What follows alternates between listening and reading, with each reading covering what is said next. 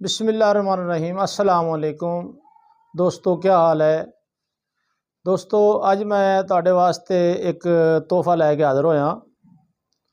मेरी ख्वाहिश ये हुंदी है कि अल्लाह दी मखलूक नूं कोई ना कोई फैज़ पहुँचाया जाए। मेरी दिन रात इहो ही दुआ है कि अल्लाह पाक ऐसा इल्म अता फरमाए जिहड़ा नफ़े वाला होए। अगर कोई एक भी बंदा ठीक हो गया तो मेरे वास्ते दुआवां का दरवाज़ा खुल जाएगा।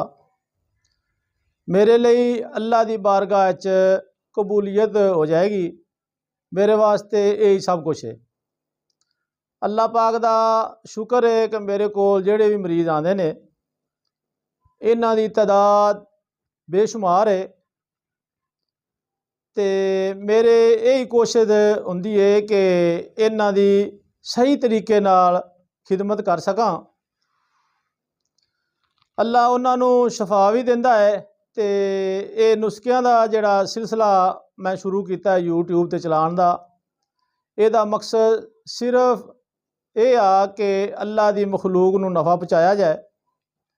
अल्लाह जानदा है अज तक कोई भी फेक यानी गलत नुस्खा नहीं दस्या।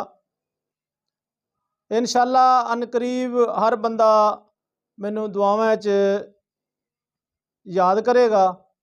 अल्लाह पाक आसानियाँ अता फरमाए, लंबी ज़िंदगी अता फरमाए, सेहत तंदुरुस्ती वाली अता फरमाए, आमीन। नाजरीन, अज मैं कुफ्ते बाद एक ऐसा घरेलू नुस्खा तुहाडी खिदमत पेश करन लगा जिहड़ा कुफ्ते बाद नूं इन्ना ज़्यादा कर दिंदा है कि बंदे नूं बर्दाश्त करना मुश्किल हो जाता है। 3-4 दिन के इस्तेमाल नाल ही जिसम विच इन्नी ताकत वध जाती है, सारी रात हम बिस्तरी करन नाल भी जोश च कमी वाकई नहीं हुंदी। तुहाडी औरत तुहाडे ते इंतहाई खुश हो जाएगी।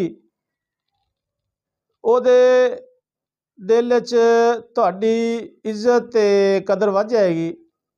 4 शादियां करन वाला मर्द भी इस नुस्खे के इस्तेमाल नाल अपनियां बीवियां नूं खुश रख सकता है। जिंदगी की काया पलट देने वाला नुस्खा हाज़रे खिदमत है। नुस्खा सुने। सब तो पहला खालिश शहद 2 चम्मच, देसी लसन दियां तुरियां 4-5 अदद ते लौंग 3 अदद। इन्हां नूं किसी चीज़ पा के चंगी तरह कुट लो। गाय का दूध अद्धा किलो नीम गरम उहदे नाल ये दवाई खाओ। 3-4 दिन खाण नाल शहवत इन्नी ज़्यादा हो जाती है कि संभालनी मुश्किल हो जाती है।